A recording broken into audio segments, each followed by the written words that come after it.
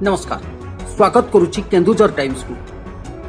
आनंदपुर अंतर्गत बारिगा मां धनई सेवा संघ पक्षर राम मंदिर प्रांगण में वृक्षारोपण कार्यक्रम अनुष्ठित हो जाइए। मुख्य अतिथि भाव घसीपुरा थानार सब इन्स्पेक्टर विश्वजित बेहरा जोगदे वृक्षारोपण करते।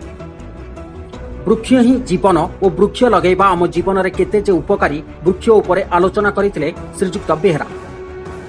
ଏହି କାର୍ଯ୍ୟକ୍ରମରେ ସଂଘର ସଭାପତି ବିଷ୍ଣୁ ପ୍ରସାଦ ବାରିକଙ୍କ ତତ୍ତ୍ୱାବଧାନରେ ରାମ ମନ୍ଦିର କମିଟିର ସଭାପତି ବିନୋଦ ବିହାରୀ ସାହୁ, ସମ୍ପାଦକ ନାରାୟଣ ସାହୁ, କୋଷାଧ୍ୟକ୍ଷ ବାସୁଦେବ ପଣ୍ଡା, ଉପସଭାପତି କୃଷ୍ଣଚନ୍ଦ୍ର ସାହୁ, ଅଧ୍ୟାପକ ବିଜୟ କୁମାର ସାହୁ, ପୂର୍ବତନ ସରପଞ୍ଚ ଯଦୁନାଥ ସାହୁ, ଅବସରପ୍ରାପ୍ତ ଶିକ୍ଷକ ନାରାୟଣ ଚନ୍ଦ୍ର ସାହୁ, ପ୍ରାଣନାଥ ଜେନା, ୱାର୍ଡ ମେମ୍ବର ବିଜୁ ନାହାକ, ମନ୍ଦିରର ପୂଜକ ରବୀନ୍ଦ୍ର ପାଢ଼ୀ, ଆଶୁତୋଷ ପଣ୍ଡା, ପ୍ରଦୀପ କୁମାର ସାହୁ, ବିପିନ କୁମାର ସାହୁ, ଚିନ୍ମୟୀ ସାହୁ, ବିଶ୍ୱଜିତ ସାହୁ, बंशीधर सेठी, रवींद्र पढ़ियारी, भिकारी बारिक, मधुसूदन पाढ़ी, नारायण देहुरी, गौरांग देहुरी, चंद्रमणि जेना, सुबली जेना, सावित्री पाढ़ी, अंजना साहू, संजू साहू, शुभश्री साहू, निनी पढ़ियारी, सौम्याराणी साहूंकर ग्रामर बहु जनसाधारण उपस्थित थिले।